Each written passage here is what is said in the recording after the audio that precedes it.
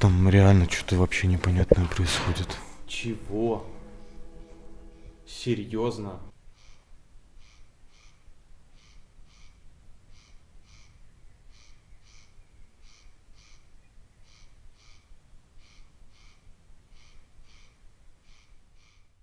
Участие в этом эксперименте я принимал впервые.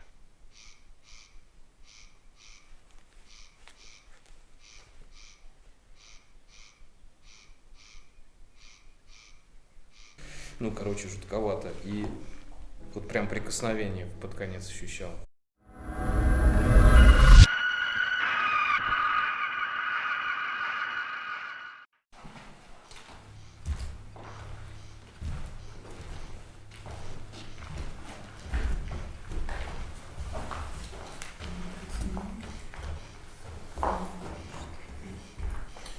Свечи собирай. 5 минут тишины мы записали.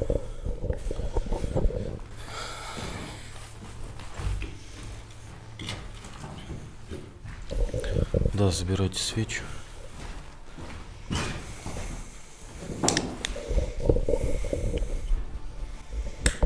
Где третья свеча? Столом.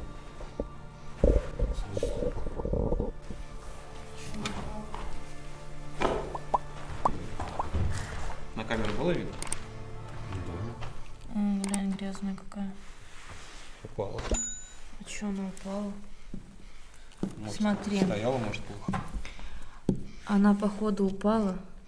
Здесь воск еще теплый, а здесь уже застыл. Значит, она... Практически сразу, что ли, упала, как мы ушли. Значит, она упала уже минуты 2 точно назад. Блин, одну мы поставили. Здесь или здесь? В смысле она упала? Ну, она под столом была сейчас. Может, мы ее как-то неаккуратно поставили, и она сразу упала, когда мы ушли. Там, может, пол как-то. Может. Ну, а что она будет шататься? Ну да, логично. Ладно, потом посмотрим на записи, ребят. Так, это наши вещи стоят, если что. Ну вот, еще до сих пор теплый. Да, это еще теплый, но это уже застывший полностью. Вообще непонятно, фигня какая-то. Так, ребят, короче, мы пока что спускаемся вниз. Сейчас будем думать, что будем делать дальше. О, Димон, а тут холоднее, кстати. Я говорил, что там снизу вообще было. Да, кстати, тут холоднее.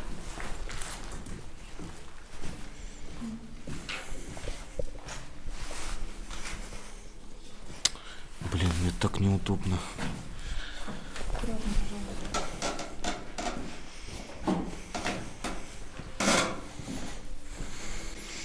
Короче, ребят, Тихо. Что?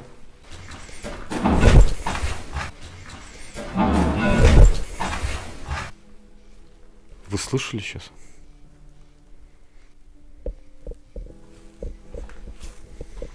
Блин, там реально что-то вообще непонятное происходит. Чего? Серьезно? Блин, там реально что-то вообще непонятное происходит. Чего? Серьезно? Блин, там реально что-то вообще непонятное происходит. Чего? Серьезно?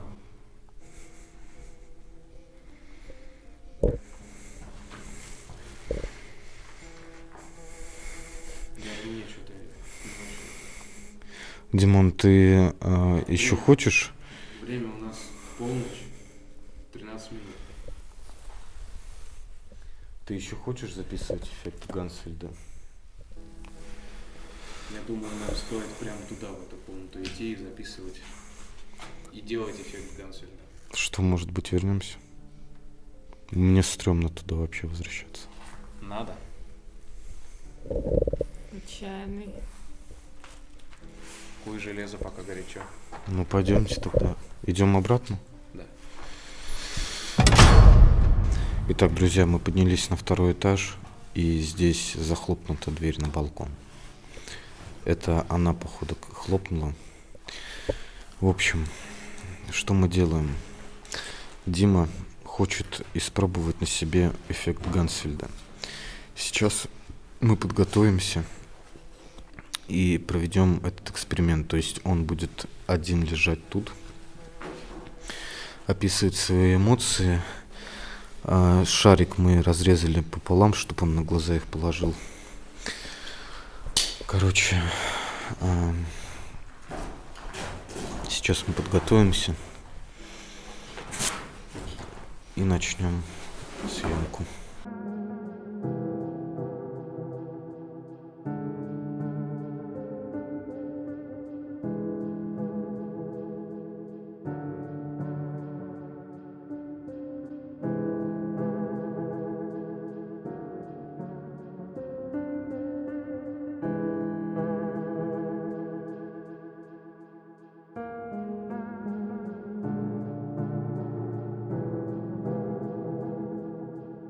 Я включаю спиритбокс, ребят, на белый шум.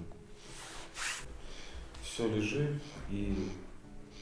Ты нас слышишь, Дима?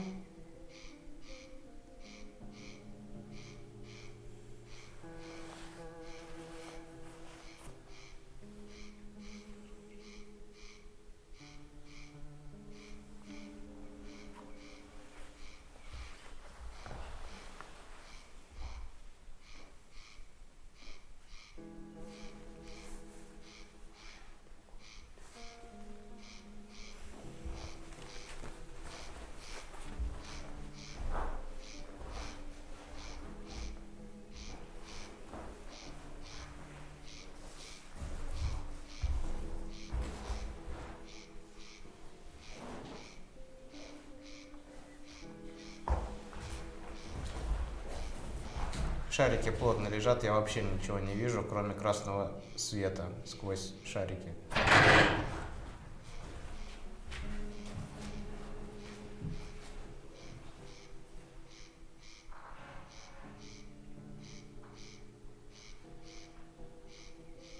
Эффект Гансфельда. В 1930 году Вольфганг Мацгер, исследователь теории Гештальта, ввел понятие Гансфельд. Этот термин состоит из немецких выражений. Ганс переводится как целое, полное, и фельд переводится как поле. Следовательно, вместе это означает полное поле или все поле. Эффект Гансфельда – это набор восприятий, которые переживаются как продукт погружения в гомогенизированное, однородное или неструктурированное поле. Как работает эффект Гансфельда? Информация от всех органов чувств обрабатывается в мозгу. Главный компьютер собрал базу шаблонов, помогающих интерпретировать данные. Благодаря ей существует эффект переидолии, когда человек видит привычные образы там, где их нет. Шаблоны могут сыграть злую шутку при недостаточном потоке данных, возникающем в однородной среде. Мозг самостоятельно дополняет недостающую информацию, что приводит к галлюцинациям и эффекту Гансфельда. О явлении известно с древних времен. Ученики Пифагора намеренно уединялись в пещерах для открытия подсознания. О галлюцинациях сообщали исследователи Севера, шахтеры, долгое время не выходившие на поверхность. Для достижения эффекта Гансфельда достаточно наушники, шарики для пинг-понга, радио или запись белого шума, источник красного света. Половинка мячика закрывают глаза, на них нужно направить красную лампу или полностью выключить свет. Затем надеть наушники с белым шумом, расслабиться и ждать. Видения начинаются через 10-30 минут. Перед тем, как я начну описывать свои ощущения во время проведения эксперимента под названием «Эффект Гансфельда», я хочу заранее заявить, что до эксперимента, во время и после я находился в трезвом уме и здравом состоянии. Итак, эффект Гансфельда, или по-научному перцептивная депривация. Как это работает? Человек искусственно блокирует визуальную информацию, и наш мозг использует белый шум, чтобы дополнить зрительную картину. Все это происходит под аудиографию белого шума, то есть мы одеваем наушники или включаем в колонках белый шум. Громкость белого шума зависит от той среды, в которой находится человек. Тело должно быть полностью расслаблено. В голове не должно быть посторонних мыслей.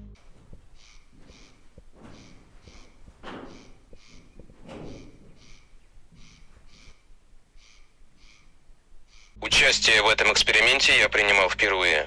По моим собственным ощущениям, эксперимент длился не более 7 минут, но по его окончанию ребята мне сказали, что я находился в этом положении почти 20 минут.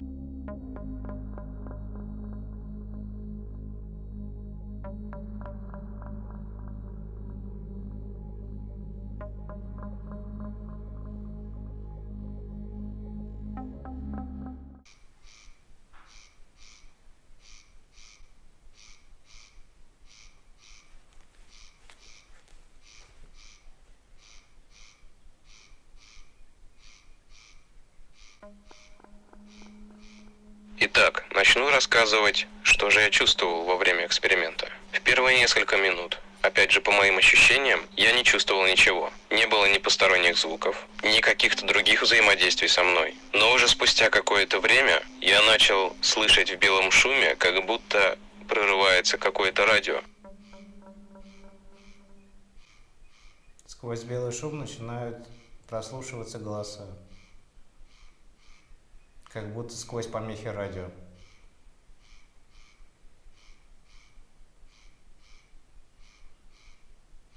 Слова не могу разобрать.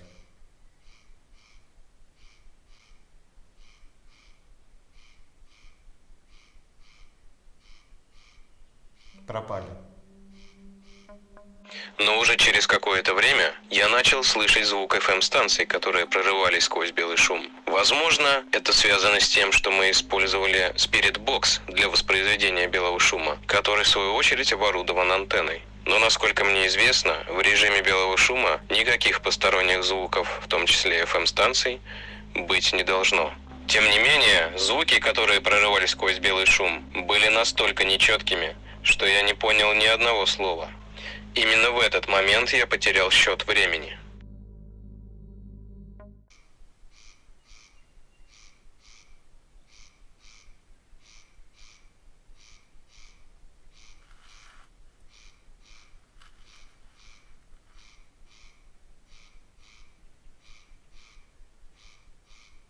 Меня потихоньку начинало клонить в сон, но я не позволял себе отрубиться. Следующее, что я начал ощущать, это прикосновение.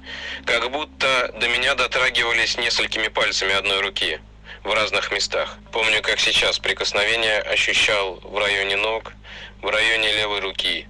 За прикосновениями последовали слабые толчки. Напряжение потихоньку нарастало, но эксперимент прекращать было нельзя.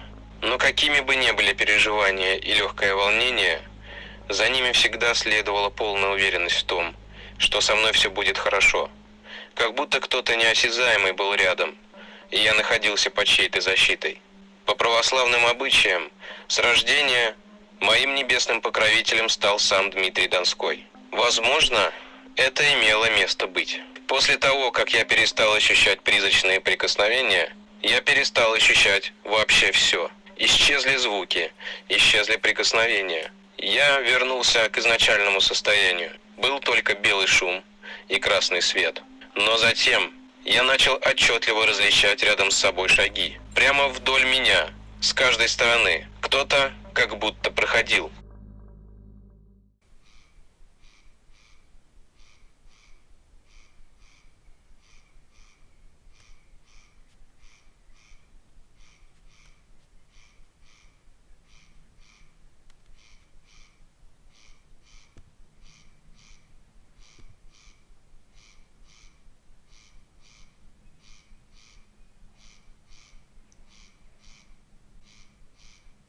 В белом шуме сейчас услышал стук в дверь.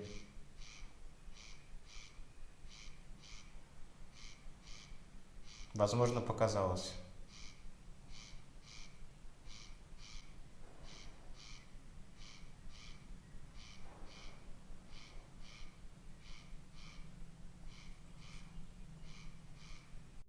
В голове сразу возникла мысль, что, возможно, эксперимент уже закончен, и ребята подходят ко мне, чтобы оповестить об этом.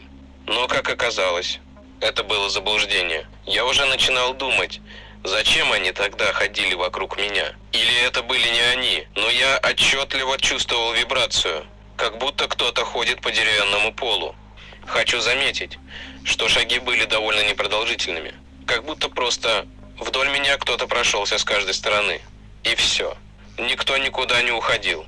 Просто кто-то возник ниоткуда. Рядом со мной сразу же. Прошелся с двух сторон. И все. Куда-то исчез. Звук можно сравнить, как будто перемотка кассетного фильма на видеомагнитофоне.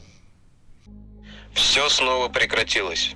Как будто произошел сброс к изначальной точке. Я снова начал чувствовать спокойствие. Вокруг меня не было ничего. Лишь я сам. Никаких звуков, кроме белого шума, опять же, я не слышал.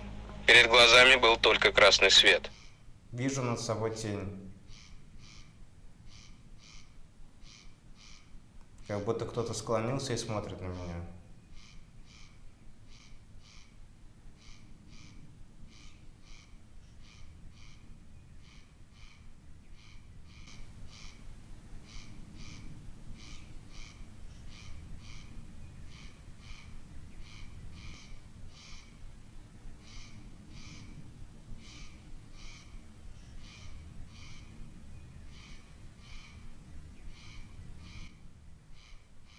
Тень заполняет все больше и больше пространства в шарике. В шариках. Ушла. Все снова прекратилось. Как будто произошел сброс к изначальной точке. Я снова начал чувствовать спокойствие. Вокруг меня не было ничего. Лишь я сам. Никаких звуков, кроме белого шума, опять же, я не слышал. Перед глазами был только красный свет. В глубине подсознания я начал беспокоиться. Почему же я так долго лежу? Где ребята? Пора бы уже заканчивать эксперимент. Вдруг с ними что-то случилось. Я отчетливо слышу звук захлопывающейся деревянной, остеклененной двери. И тут я начал понимать, что звук, издаваемый дверью, которая ведет на балкон в усадьбе, значительно отличается от того звука, который я услышал в момент эксперимента. До сих пор не могу объяснить, чем. Он был каким-то не таким, но я не придал тогда этому сильное значение. Я думал, это ребята идут ко мне, чтобы наконец-то завершить эксперимент. Но, как и в тот раз, это предположение оказалось ошибочным. В течение нескольких минут ко мне так никто и не подошел. После этого звуки снова вернулись. Но это были уже не те звуки, которые издают FM-станции. Это был шепот.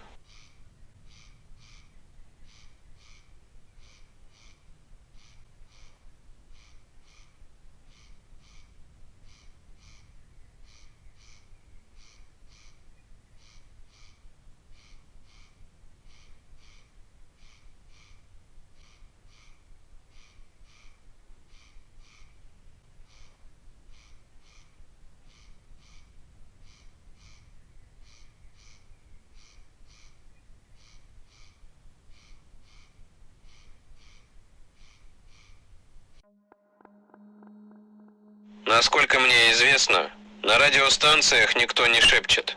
Все говорят внятно и четко. Но как я ни пытался вслушаться, концентрация была предельная. Я не понял ни одного слова.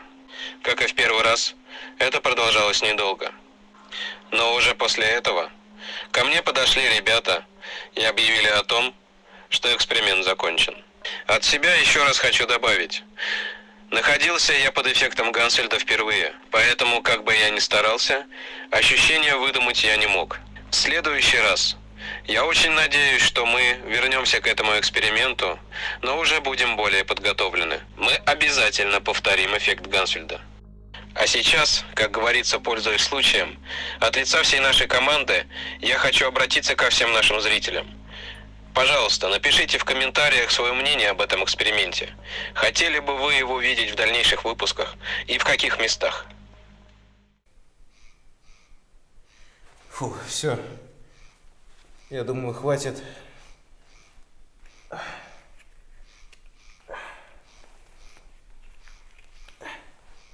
Ребят! Ребят!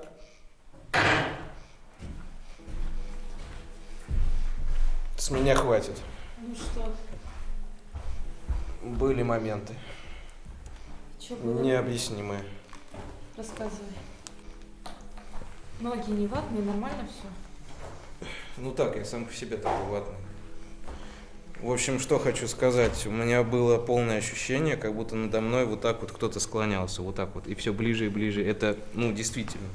То есть я вот сквозь шарики, как бы, вот у меня такая красная пелена была, и я не мог ничего видеть, кроме света вот этого красного. И вот как будто надо мной вот кто-то вот так вот склоняется все ближе и ближе и ближе. Вас здесь не было? Нет, мы вон на балконе были. Там закрылись, короче, и там стояли. Короче, сколько времени прошло? Прошло 20 минут, Димон. Я как будто пролежал 7-8 минут, наверное, максимум по ощущениям. Под конец у меня начинались... Блин, Димон, у тебя глаз красный, пипец один. Да, кстати. Реально пипец. Левый глаз. У меня, короче, под конец, как это объяснить, короче, начинаются звуки какие-то появляться с одной стороны, с другой. Это не белый шум, это вот, ну, какие-то сторонние там, даже не могу с чем-то сравнить. Ну, короче, жутковато. И вот прям прикосновение под конец ощущал. Я не знаю, как это можно объяснить, чем, но вот, как бы, я не знаю, как Это эффект Гансфельда. не прям, да, как, ну, чисто вот так, как будто кто-то докасается до меня. В общем, жутко. Так, ребятки, короче, Я бы не смогла. мы соберемся сейчас и продолжим съемку. Все, ребятки, мы спускаемся на первый этаж.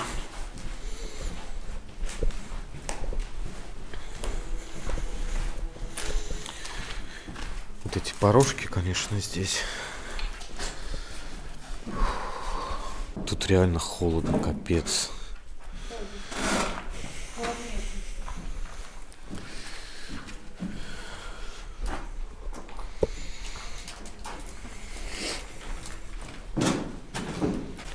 Итак, друзья, у нас есть интересное зеркало. Этому зеркалу примерно около 50 лет, но это не точно, может быть даже и больше. Так, ребят, мы поставили зеркало.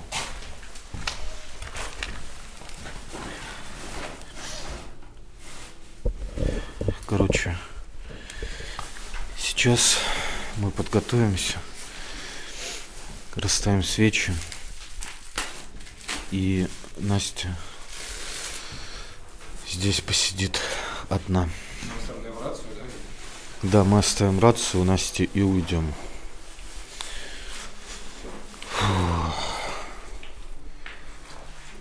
Конечно, выглядит это очень стрёмно. Делали красоту, а сейчас это выглядит очень и очень крипово.